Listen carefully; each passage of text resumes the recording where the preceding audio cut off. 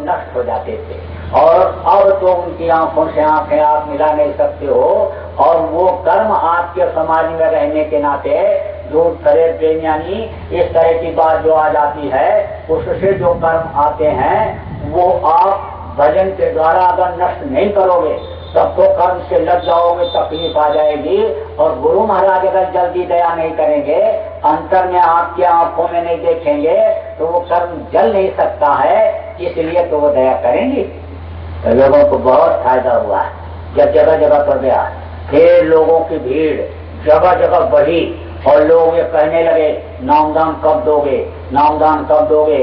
जिम्मेदार लोगों ने कहना शुरू किया कि नामदान अब शुरू करिए, बहुत नामदान की मांग है। तब मैंने कहा भाई जब तक अंतर में आदेश नहीं होता है तब तक तो नहीं हो सकता है। लेकिन ये गुरु पूर्णिमा आई और गुरु महाराज की मौज हुई। इच्छा तो बिल्कुल नहीं थी, क्योंकि बोझा आता है, बोझा नामदान देने से इच्छा तो बिल्कुल नहीं थी। लेकिन गुरु महाराज की जब ऐसी ही मौज हो गई कि देना तुम्ही को है और इसमें अगर नहीं दोगे तो 1 साल को जाएगा, फिर अगली गुरु पूर्णिमा में शुरू होगा। और अभी अगर दे दोगे ये भजन करने लग जाएंगे और इनका शरीर भी छूट जाएगा, वो मनुष्य शरीर तो पा जाएंगे। जब उनकी ये मौज हो गई कि तार उतार दो अब और ऐसा पहन लो, जैसा उन्होंने बताया उस तरह से इसको पहन करके और फिर नामदान देना शुरू कर दिया। और तब से लगातार गुरु पूर्णिमा से नामदान दे रहा हूँ जगह जगह पर लोगों को, और लोगों को साधना में लाभ मिल रहा है। टेलीफोन आते हैं, लोग बताते हैं, संतुष्टि हो रही है कि चलो भाई मेहनत सार्थक हो रही है। तो अब आप इस बात को समझो कि गुरु महाराज ने अगर इस लायक बनाया और उन्होंने हुक्म दिया तो उसका उनके आदेश का पालन किया जाएगा।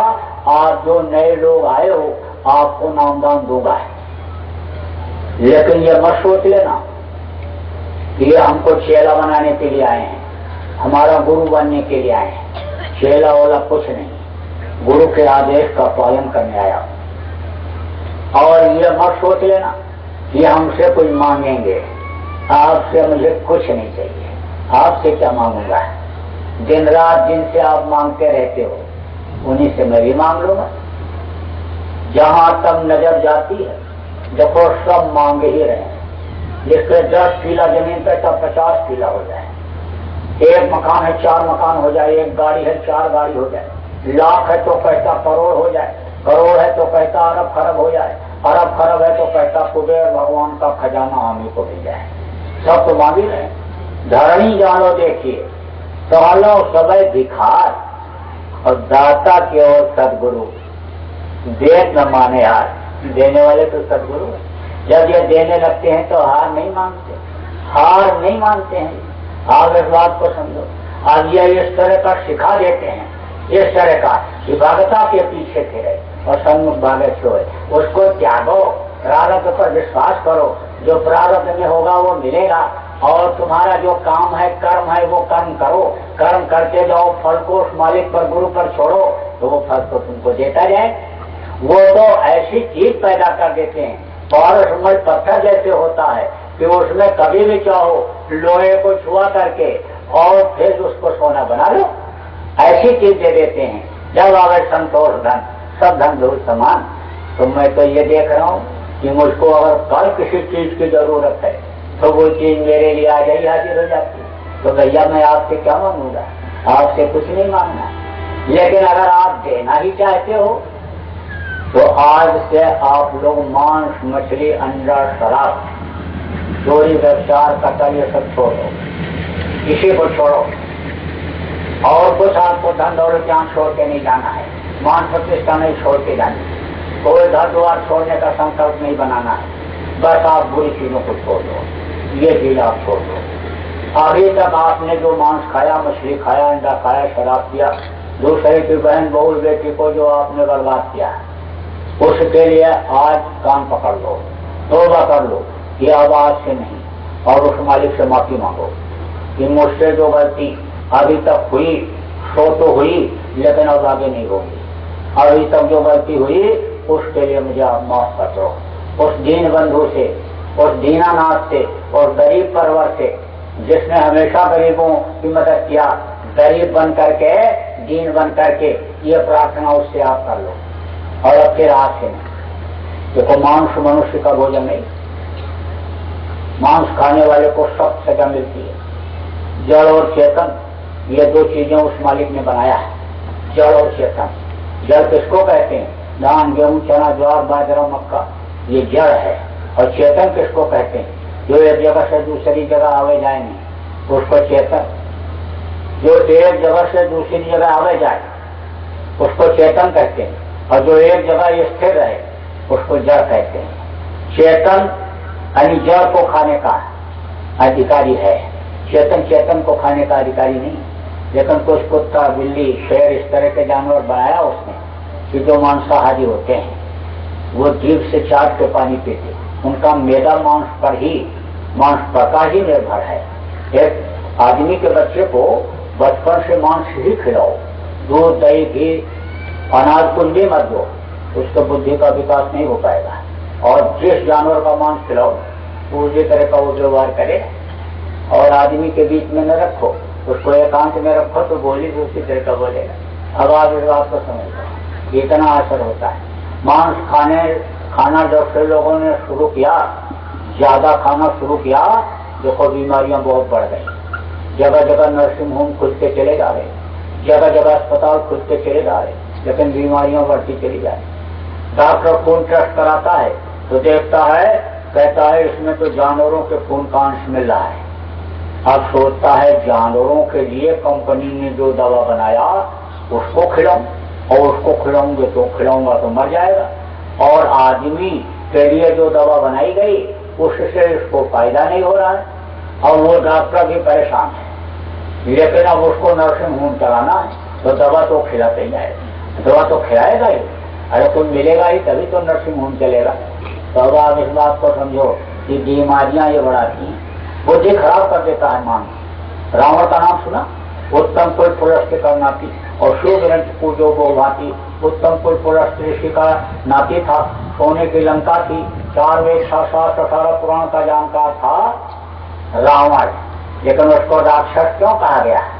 मांस खाता था, शराब पीता था, दूसरे की माँ, बहन, बहू को गलत नजर देखता था, इसलिए उसका सर्वनाश हो गया। कोई एक भी खानदान में नहीं बचा, सब खत्म हो गए। मांस मनुष्य का भोजन नहीं है। आप इस बात को समझ। मछली तालाब की सफाई के लिए बनाई गई, कोई भी गंदी चीज आप डाल दोगे मछली खा जाएगी। छठी करने के बाद धोने के लिए जाओ, टुकड़ा नीचे गिर जाता, मछली आके खा जाती। कोई गाय बह के नदी में आ गई, मर गई। सुअर मर गया, कोई उसमें बकरी, बिल्ली, कुत्ता, सांप मर गया, मछली सबको खाएगी, सबको खाएगी। अब किसी हिंदू से कहो गाय खाने के बारे में, बोले तो खरीदेगा जय बजरंगबली बोल करके, और खरीद करके मारेगा, कहेगा ऐसी बात तुमने कह दिया। मुसलमान से सुअर का नाम ले लो, तोबा तोबा तोबा करता है, और मुंह से कोई न बोलो, मुंह की तरफ इशारा कर दो सुअर का नाम लेकर के, और अल्लाहू अकबर बोल करके तलवार लेकर के दौड़ेगा मारने काटने के लिए। लेकिन इन लोगों से पूछो कि तुमने मछली खाया तो किसी के मांस खाने से बच्चे करा गए, कोई जवाब दे सकता है? अंडा क्या है? ये माताएं मासिक धर्म होती हैं, खराब खून इकट्ठा हो जाता है तो बच्चा बन जाता है। मुर्गियों का खराब खून इकट्ठा होता है तो अंडा बन जाता है। मुर्गियों खाती क्या है? गंदी चीजें खाती, और उसका खून बना, और उससे खराब खून निकला, और टट्टी और पेशाब का खराब हिस्सा और खराब खून का हिस्सा जब इकट्ठा होता है तब अंडा बनता है। तो कहते हैं बहुत ताकत देता है। अभी उन्हीं से पूछो कि तुमको मुर्गी का पेशाब दिया जाए, मुर्गी का खराब खून दिया जाए, मासिक धर्म का पियोगे? तो वो जो कहते ताकत देता है कोई पिएगा? कोई नहीं पी सकता। तो मुर्गी की टट्टी खाओगे तो खाएगा? वो तो वही खराब हिस्सा अंडा कहते हैं, ये ताकत देता है। कभी मत देना बच्चे को, मूंगफली में ज्यादा ताकत है। रात को चना भिगो और सुबह बच्चे को खिलाओ, 1 गिलास दूध पिलाओ, 10 दिन में चेहरा लाल हो जाएगा। तो इसलिए कभी भी मत देना। ये सब अज्ञानी है। ये वैज्ञानिक कहते हैं कि मैं वैज्ञानिक हूँ, ये वैज्ञानिक नहीं। सब अज्ञानी है, कोई ज्ञान नहीं। ये जो बना रहे हैं ना हेलीकॉप्टर, हवाई जहाज, नट बोल्ट लगा करके और पेट्रोल से उड़ाते हैं। पहले के समय में विज्ञान इतना तरक्की पर था कि जिस चारपाई पर लोग बैठते थे, जिस खटोले के ऊपर बैठते थे, उड़ करके एक जगह से दूसरी जगह पहुंच जाते थे। अरे हनुमान जी कोई हेलीकॉप्टर पर बैठ करके पहाड़ उठाने के लिए गए थे, संजीवनी लाने के लिए? अरे वो तो उड़ करके गए थे, तो वो भी तो विद्या थी। अब शाकाहारी लोग धोखा खा जाते हैं प्रचार में शाकाहारी के, और लड़कों को, छोटे छोटे लड़कों को ले जाते हैं, छोटे छोटे लड़कों को, और वो भी टोपी लगाते हैं बढ़िया। और जब नारा लगता है बाबा जी का कहना है, तो लड़का बोल नहीं पाता, छोटा है तो चला के बोलता है शाकाहारी रहना है, शाकाहारी रहना है। दिन भर शाकाहारी शाकाहारी चिल्लाएगा, और दूसरे दिन जब स्कूल जाता है टिफिन लेकर के खाने का, तो उसका दोस्त भी लाता है खाने का टिफिन, तो उसमें से इसको दे देता है और ये इसमें से उसको देता है, और जब खाता है तब पूछता है ये क्या है, तब वो कहता है आमलेट। अच्छा लगा? अच्छा लगा। और दूसरे दिन फिर वो देता है और फिर खाता है, तीसरे दिन मांग करके खाता है, और फिर जब खाया तब गया शाम को बोला मम्मी आमलेट बनाओ। तब चौंकोगी, अरे बेटा तुमने आमलेट खाया? हाँ मम्मी खाया, बहुत अच्छा लगा। अरे कहाँ खाया बेटा आमलेट? वो रवि हमारा दोस्त लाया था। अरे तब कहोगे तुमने तो ये मंदिर गंदा कर लिया। बेटा तुझको मालूम नहीं था कि आमलेट अंडे से बनता है? नहीं मम्मी हमको नहीं मालूम था, हमको तो आपने बताया नहीं कभी। अरे भाई तो अब पछताए हो क्या जब चिड़िया चुग गई खेत? अरे पहले ही समझा के रखो कि आमलेट अंडे से ही बनता है। यही आदत डाल दो बच्चे की कि कोई कुछ भी दे तो खाओ बस, अपना ही खाओ, अपना ही टिफिन का खाना खाओ, दूसरे का कोई दिया हुआ सामान ही नहीं खाओ। यही आदत डाल दो। तो समझाना पड़ेगा, हर चीज बतानी पड़ेगी। अनजान में बहुत सा बुरा कर्म बन जाता है। अब आप इस बात को समझो, पहले ही बताते रहोगे तो आप अपने का जो आपका गृहस्थ धर्म है उसका पालन होता रहेगा। तो अंडा खाने वाली चीज नहीं, कभी भी नहीं, बात से तो बिल्कुल नहीं। और शराब में तो 1000 बुराई। जो शराब पीता, मांस खाता, चोरी व्यभिचार करता, खून कत्ल करता, बाल बच्चों को मारता, मुसलमानों की किताबों में लिखा ये कतरा भी शराब का अगर जिस्म पर पड़ जाए तो काट करके फेंक देना चाहिए। हिंदुओं के यहाँ लिखा कि गंगा जल कृत बारुण जाना और सतत न संत करें पाना। गंगा जल जैसे जल में चाहे शराब बनाया गया हो तो शिष्ट लोग नहीं पीते, नहीं पीना चाहिए। तो शराब को छोड़ दो, शराबी का साथ जरूर छोड़ना, नहीं शाम को फिर पिला देगा घेर घार करके, इसलिए वो ज्यादा जरूरी है। और शराब नहीं पीना है, और मांस मछली अंडा मत। दूसरे की बहन बहू बेटी से पूरा कर्म मत करना है, उसको बहन की तरह बेटी की तरह समझना है। तो ये आप छोड़ दो। और आपको नामदान देता हूँ, आप जाकर के अपने घर पर करोगे तो आपको फायदा दिखेगा। न घर छोड़ना, न जमीन जायदाद छोड़ना, न बाल बच्चों को छोड़ना। गृहस्थ आश्रम में ही 1 घंटा सुबह शाम आप समय निकालोगे और मन लगा करके जैसा बताऊंगा वैसा करोगे तो आपको फायदा दिखेगा। धन पुत्र परिवार में भी बढ़ोतरी और आध्यात्मिक विकास भी आपका होगा, सुकून शांति मिलेगी। तो देखो भगवान का इस वक्त पर 5 नाम, 5 रूप, 5 स्थान और 5 आवाज। जिसका नाम होता है उसका रूप होता है, और उसका स्थान होता है, उसकी आवाज होती है। जैसे आपका कोई दोस्त है